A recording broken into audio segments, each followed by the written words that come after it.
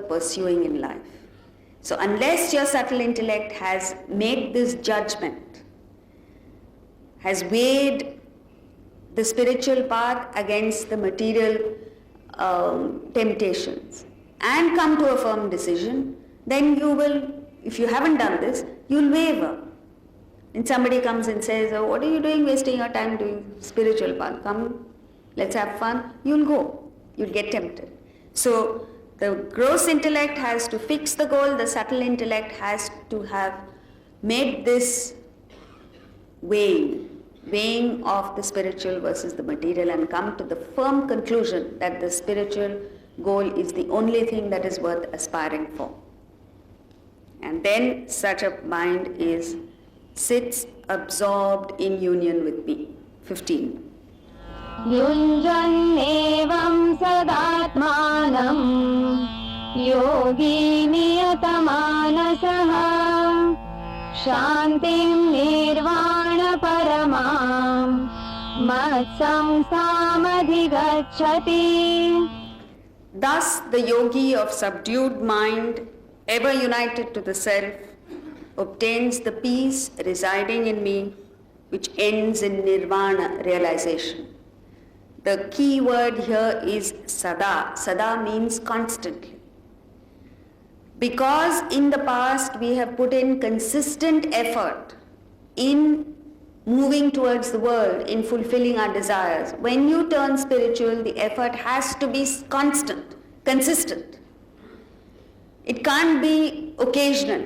It can't be just once a year you do something and the rest of the year you go by. It gets frittered away. All your energies get frittered away. So there has to be a consistent pursuit of whatever it is that you want to achieve. Again, this is true in the material as well as the spiritual field.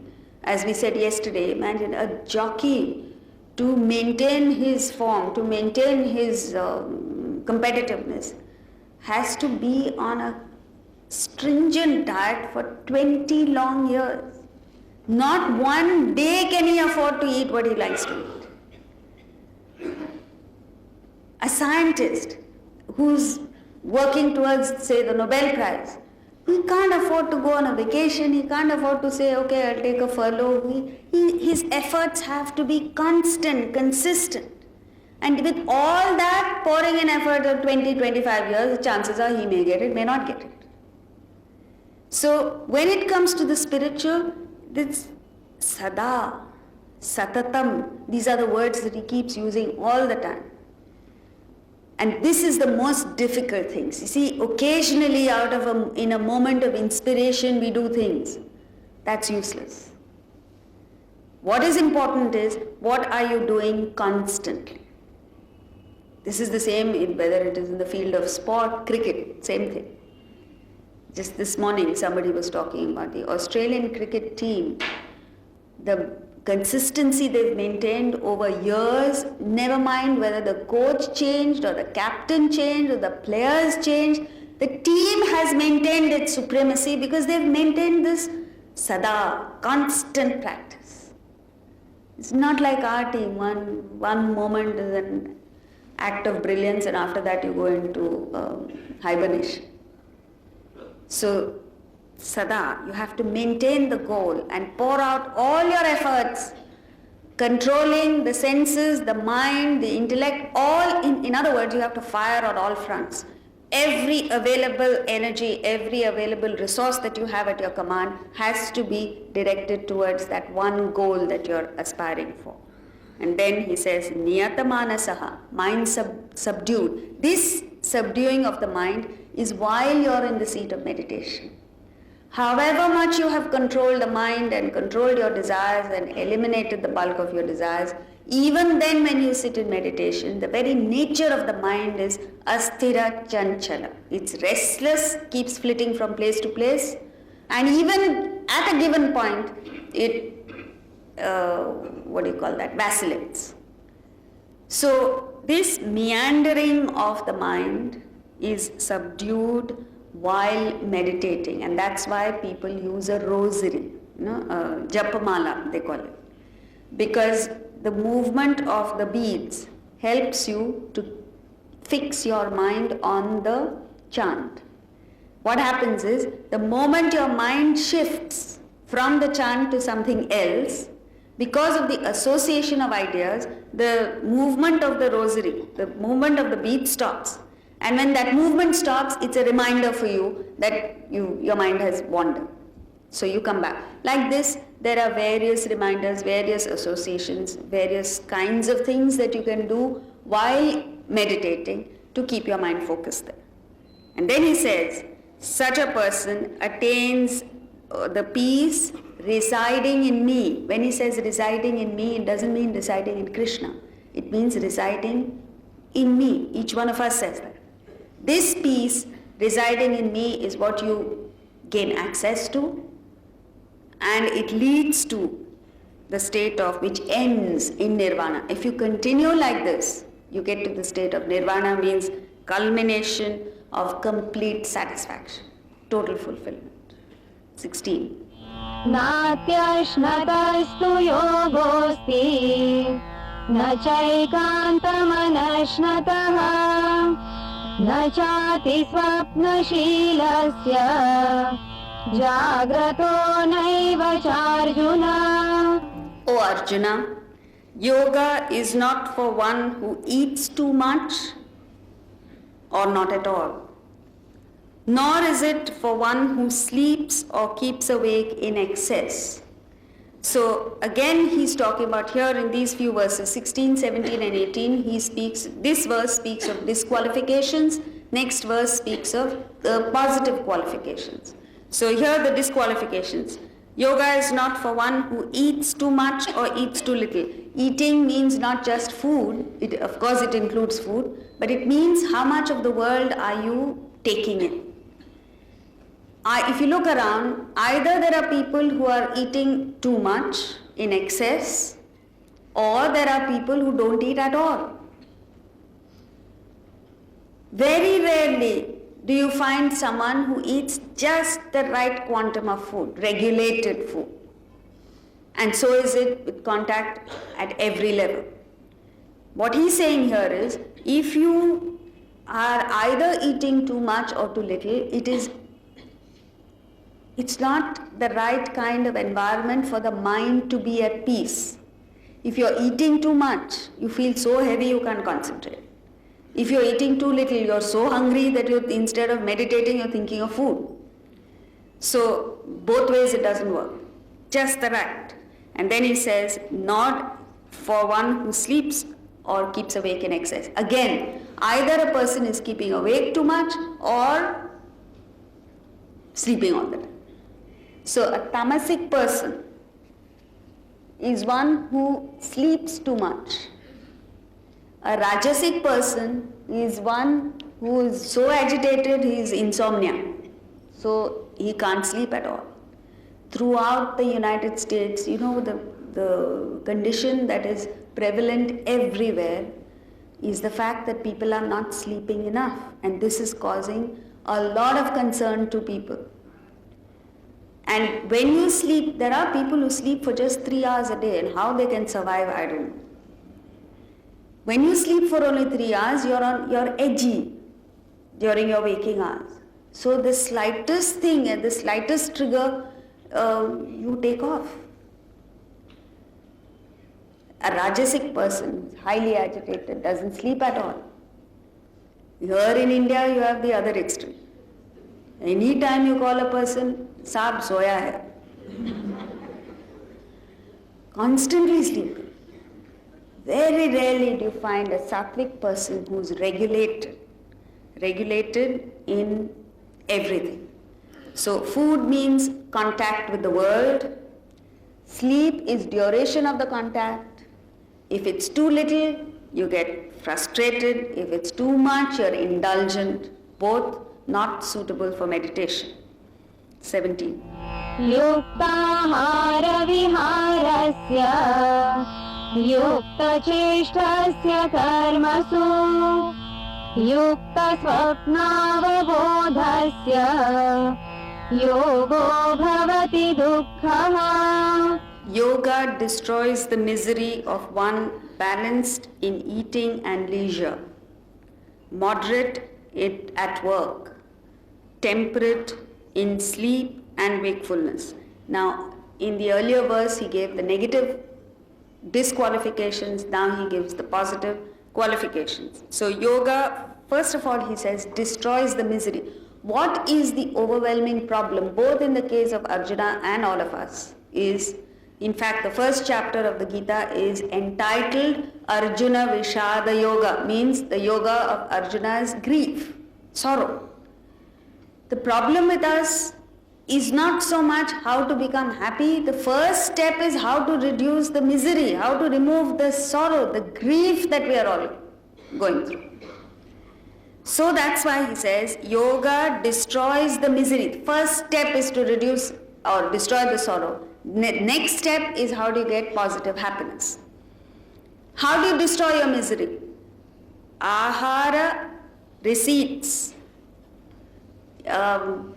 In the last 2 days we've been seeing the 3 transactions in life are receipt of stimuli from the world, reaction at the level of your mind with the desires and the stimuli, and responses, actions back into the world. So ahara means receipts. What kind of receipts are you taking in and what quantum? Both need to be regulated. If the receipts that come in, if the stimuli that come in are all negative, then you are unfit for meditation because it agitates the mind. Even if the receipts are positive, if there are too many, they also cause a problem. So you have to regulate both the quantum and the quality of receipts. Then vihara, reactions. What kind of reaction are you having? Even if the receipt or the stimulus that enters you is positive, the reaction could be negative depending on your desire. If your desire, if your mind is negative, then irrespective of what stimulus enters you, you will have a negative reaction. What kind of responses are you throwing back? So, receipt, things like how many movies do you watch, or what are you reading too much or too little, or whatever it is. Reactions, are you harboring jealousy, negativity in your mind? And karma, actions, are the actions that you perform selfish or unselfish? If you're performing selfish actions all the time and then you sit in meditation, it has no meaning. Then how much of actions are you performing?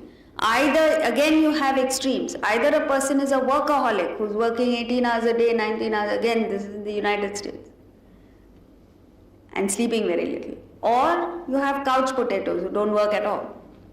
Median path is what you need to follow. And these 3, ahara, vihara, karma, are when you are awake.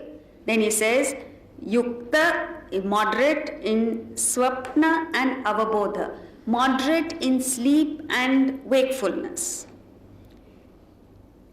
Lord Shiva is supposed to be is in samabhavi mudra. Samabhavi mudra means he is not entirely in the world, not entirely distanced from the world either. So you have to be in a moderate condition, regulated condition. Forget meditation, but to reach this state of regulation itself is difficult. Now you might think it's drudgery, you might think it's a pain. Who wants to control? Who wants to be regulated? But if you want to enjoy life, you have to be regulated. If you indulge too much, your body is not able to keep pace with it, you break down sooner or later. And if you withdraw too much, it causes mental frustration. So both ways is a no-win situation.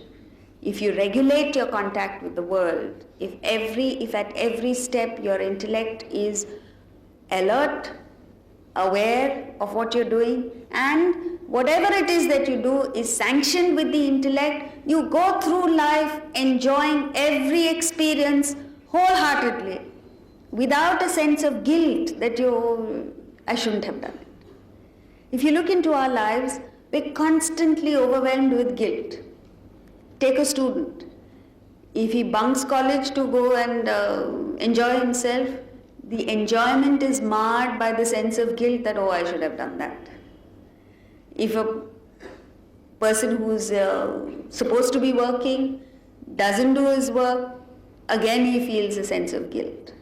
So why go through this guilty experiences? Whatever it is that you do, your mind and intellect should be wholly behind the action. You enjoy it thoroughly, there is no repercussion, no guilt. So if you do all this, your misery, your sorrow gets destroyed. And then 18. यदा विनियतं चित्तम् आत्मन्येवावतिष्ठते निःस्पृहः सर्वकामेभ्यः युक्त इत्युच्यते तदा. Look at most of us, look around, you find people are not complete, not whole. There's something wrong somewhere in each one of us. Some problem, some deviation, some distortion, some abnormality. I don't mean physical, mental. That's why when a physically handicapped person, a person who overcame the most challenging, most intimidating physical handicaps to become a tennis coach, tennis player and then a tennis coach.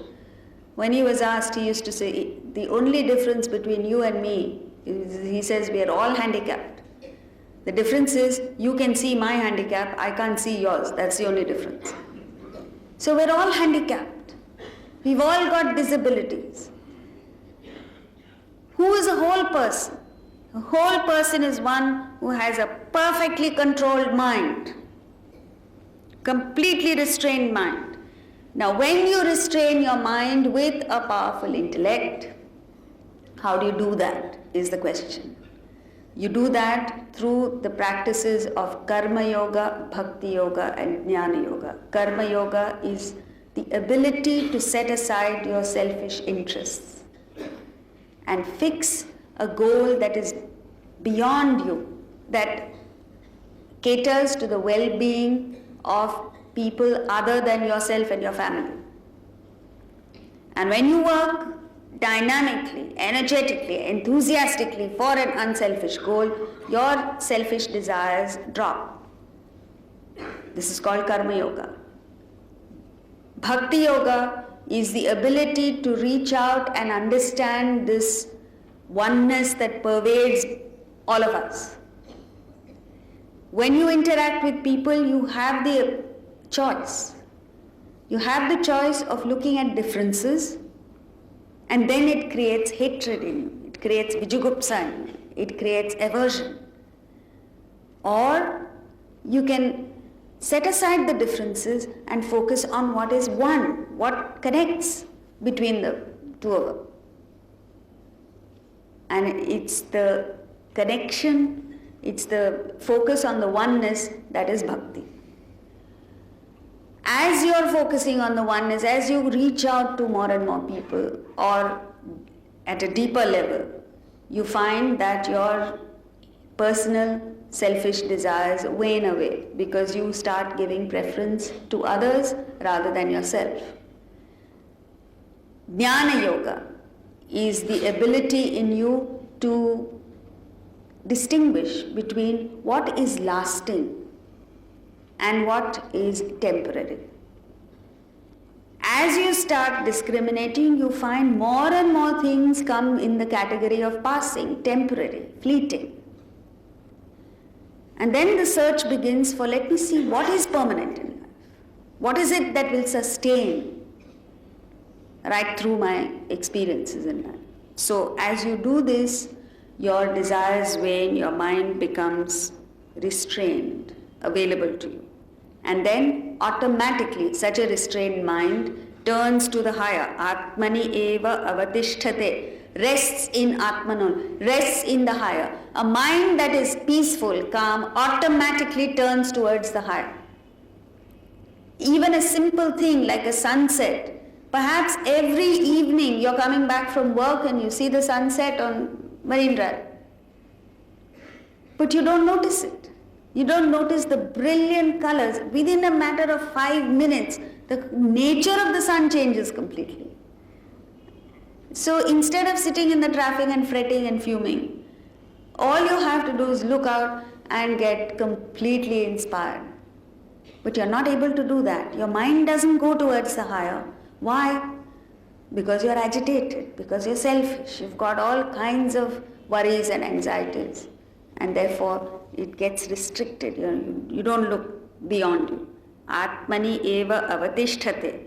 And then you get nispraha sarvakamebhyah. You get free from desires for all objects. Again, go back to our own experience. When you have a whole lot of, when you're at the physical level, you've identified with the body, you have a whole lot of physical desires. And they're unending. At any point in time, you move up to the emotional level and you have a powerful emotional motivation. What happens? Instantly, all the physical desires win. Look at a young mother who's become a mother for the first time. Before that, she's so particular that every hair must be in place and her nails must match with the hair and the clothes and the bag and the shoes and all that, the rest of it. The moment the baby is born, at least temporarily, she's so excited, she's so fulfilled at the emotional level that all this fades away. So, nispraha sarvakamebhya is free from desires for all objects is something you have experienced yourself. Get back to that, at least in a limited way. Then you'll understand how to get it in the absolute. Relative is, you move up to something higher and the lower desires fall away. They no longer tempt you. They no longer have a grip over you. They no longer have that, you no longer have a weakness for it. Shift to the intellectual. A young student who is so thoroughly pampered here in Bombay, he has a car and driver at his disposal and he has his parents pandering and pampering him all the time and he has the best of food and best of everything here. Suddenly he moves. He goes from here to the United States to do his master's or an MBA or whatever. What happens to him there? He's as good or as bad as any other student. He has to struggle. He has to go through all the inconveniences that any other student has to go through. Yet he sticks with it. Why? Because of the intellectual desire of getting a degree. Right? So when he falls ill, there's nobody to ask him. Whether he eats or not, there's nobody to ask him. Whether he in spite of the parents constantly calling and emailing and all chatting and all kinds of things, still you experience a physical deprivation. Emotionally also you feel deprived because there's nobody pampering you. Intellectual. Now we've been through this. All of us have been through this escalation from the physical to emotional to intellectual. Now you have to take just one last step forward to the spiritual. And once you have what this great writer has called as the lure of the infinite grips you, then the physical, emotional and intellectual desires no longer have the same power or hold over you. That's what he's saying here. And once you do that, then you become a yukta. You get united to the self. 19. यथा दीपो निवातस्थः नेङ्गते सोपमा स्मृता योगिनो यतचित्तस्य युञ्जतो योगमात्मनः. The simile, as a lamp in a windless place does not flicker, is likened to a yogi with controlled mind practicing yoga union with the self. This simile, this metaphor of comparing the mind with a lamp in a windless place is a fabulous example because it fits in so many ways. The flame represents the mind.